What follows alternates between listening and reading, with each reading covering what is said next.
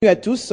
D'abord, cette nouvelle sur invitation de la représentation nationale. Le ministre des Affaires étrangères s'est présenté ce jeudi devant les élus du peuple. L'objectif était de fournir des explications sur la prise en charge des ressortissants congolais victimes des atrocités des violences se trouvant sur le sol sud-africain.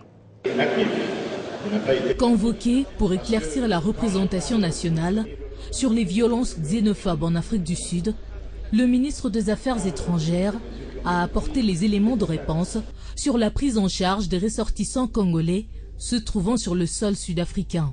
Dans le but de pouvoir examiner en profondeur cette question, Raymond Tshibanda a annoncé la tenue d'une réunion mixte dans les prochains jours et déjà, une mission du ministère des Affaires étrangères devra effectuer le déplacement de l'Afrique du Sud.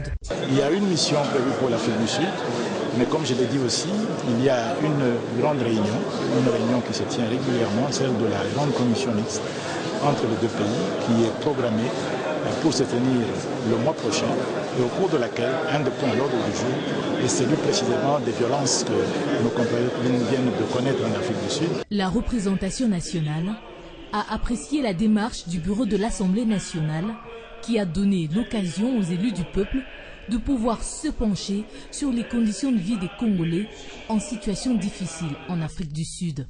Le ministre des Affaires étrangères a informé la représentation nationale des mesures que le gouvernement est en train de prendre et entend prendre pour sécuriser nos compatriotes, et c'est une bonne chose. La représentation nationale a par ailleurs condamné les actes xénophobes et interpellé le gouvernement à pouvoir prendre des décisions qui s'imposent pour la protection des ressortissants congolais partout où ils se trouvent.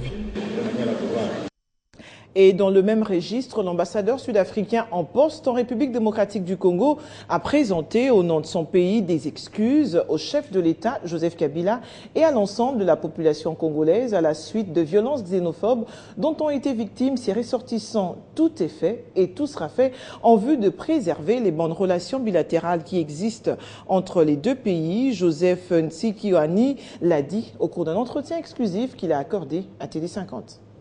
Before I go any further, I want to apologize unconditionally to the people of the beautiful Congo, the Democratic Republic of the Congo.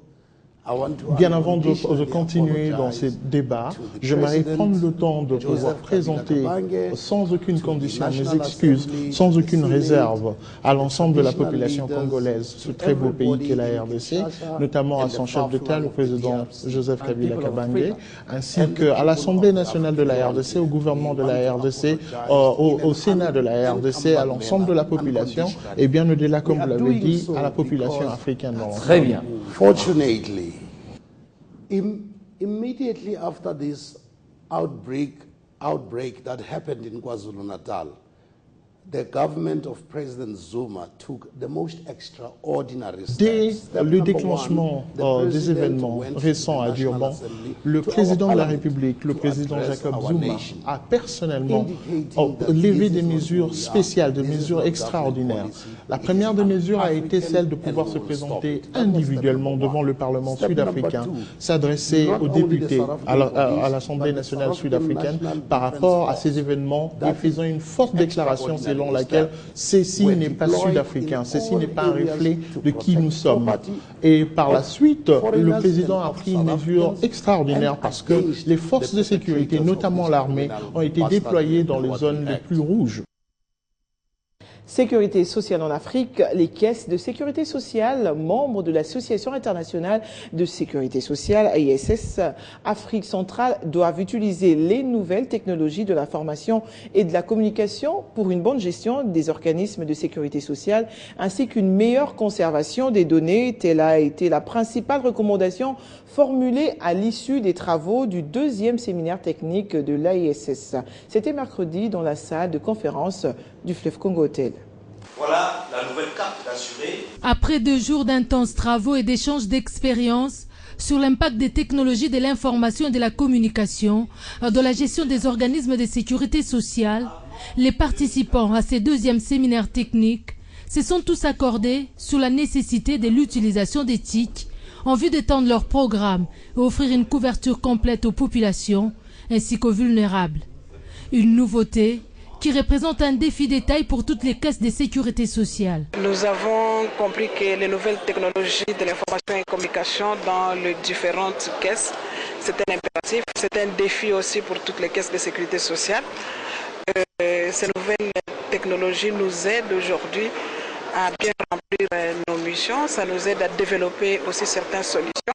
Heureux de l'issue des travaux, le bureau des liaisons de l'AISS estime que ces assises sont d'une grande importance pour la région. Le séminaire tel qu'on l'organise, ce type de séminaire vise principalement deux choses.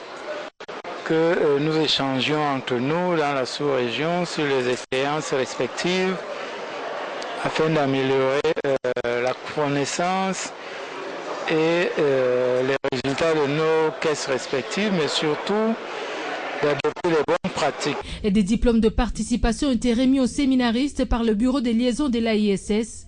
Et l'INSS, hôte des travaux, a offert des présents à tous les participants, une manière pour Agnès Mouadnaouej de leur manifester sa gratitude.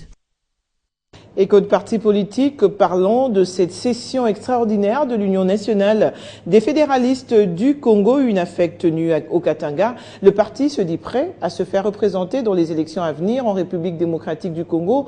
Il sort également de cette réunion que toute décision prise à la réunion qu'a tenu quelques membres de ce parti à Kinshasa sont de nulles et sans effet. Claude Biringanine. C'était un grand rassemblement que ce parti a organisé ici au Katanga. Cette réunion est donc la première après le mini-congrès tenu récemment dans la capitale que préfère. Autour du numéro 1 du parti, le patriarche Gabriel Kyungu et la mobilisation étaient tous azimuts. Cette session extraordinaire était l'occasion pour le cadre du parti de réaffirmer leur attachement à leur autorité morale. Le comité politique national réuni à la majorité de ses membres à Lubumbashi réitère sa confiance au président national du parti, Mikono. Je cite l'honorable Antoine Gabriel Kyungu Wakumwanza. Ils ont aussi condamné et fustigé les décisions prises au cours d'une réunion n'ayant pas réuni la majorité des cadres du parti. Considérant l'illégalité de la réunion du 18 avril 2015, organisée à Kinshasa dans un restaurant, en dehors du siège national du parti, sous l'instigation de l'ancien secrétaire général déchu, de ses fonctions, l'ancien secrétaire général déchu par la Convention nationale extraordinaire de 4 et 5 avril 2005 à Lubumbashi, n'a aucune qualité de le faire au nom et pour les comptes du parti. L'UNAFEC reste déterminé à se représenter à tous les niveaux aux élections prochaines en RDC. Revenons à Kinshasa, soucieux de rétablir, promouvoir et consolider la paix et le respect des droits humains. Le Conseil universel pour la paix des Nations Unies et Continent Culpac a tenu un point de presse ce matin pour communiquer sur la projection de ses activités. Cet organisme international humanitaire affilié aux Nations Unies a vocation de primer tous les bienfaiteurs engagés dans la lutte pour la paix et le développement à travers le monde.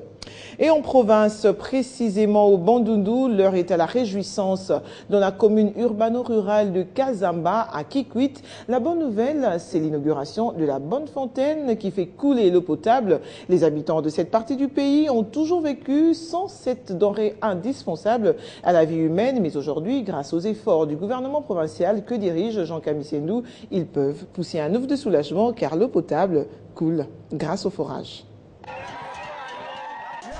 C'est déjà la liesse. Ici, la foule manifeste sa joie car la nouvelle est bonne.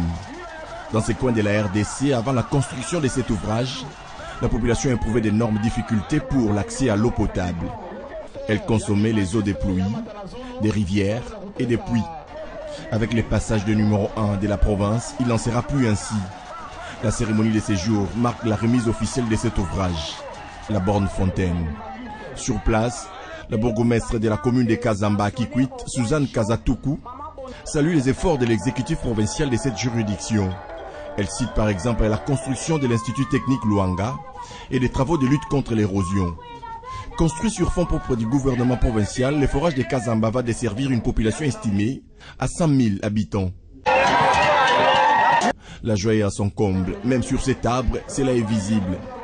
Ici, le gouverneur Jean Kamissendu prend un gobelet. C'est potable, c'est eau. La remise de ces forages peut donc se faire. L'extension des bornes fontaines dans toute la commune est sollicitée et ceci permettra sûrement d'alimenter tous les foyers en eau potable. Jean Kamissendu est revenu sur les efforts consentis par le chef de l'État pour la paix qui règne en RDC en général et au Bandundu en particulier. Il invite ainsi les habitants de Kazamba à en faire bon usage. La seule star ici à Kazamba n'était pas Jean Kamissendu puisque les différents membres de son gouvernement et de son cabinet ont aussi été ovationnés lors de leur présentation.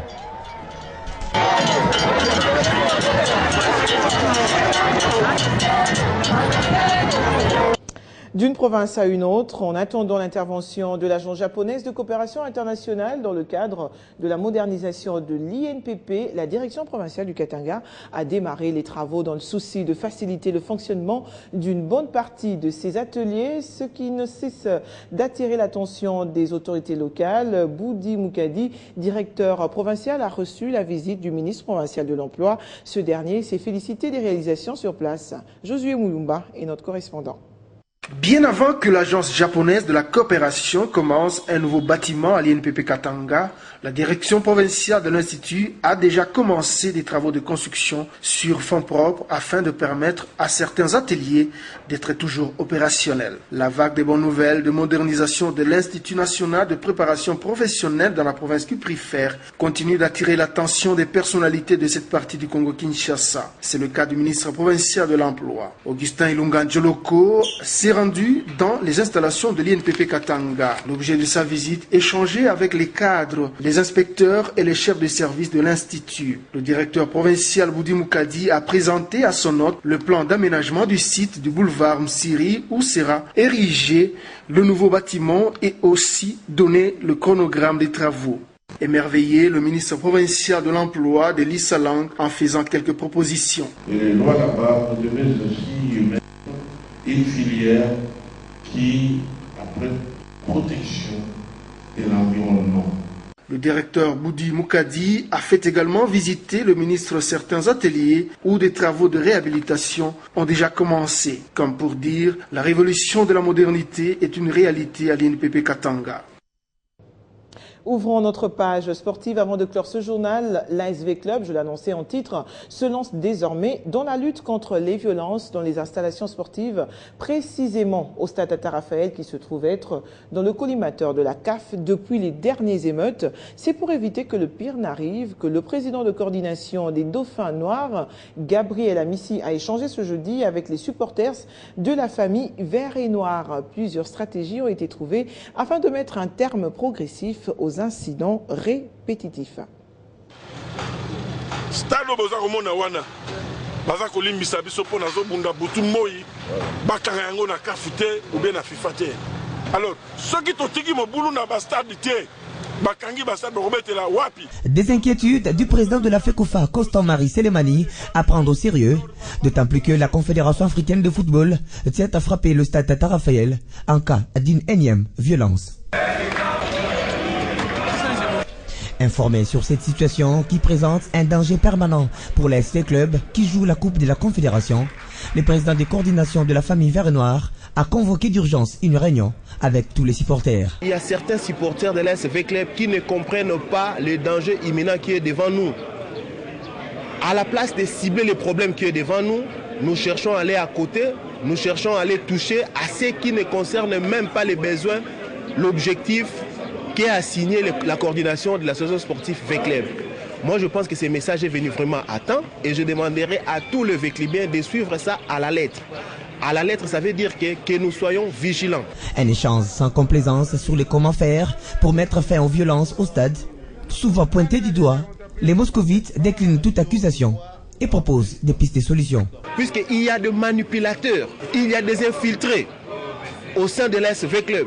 Comment comprenez-vous qu'un match des Sharks contre Mazembe Et un Véclibien, puisqu'il pense que c'est un Véclibien qui a porté la varese de V-Club, peut jeter des pierres à l'équipe adverse. Or, chaque a ses supporters ici à Kinshasa.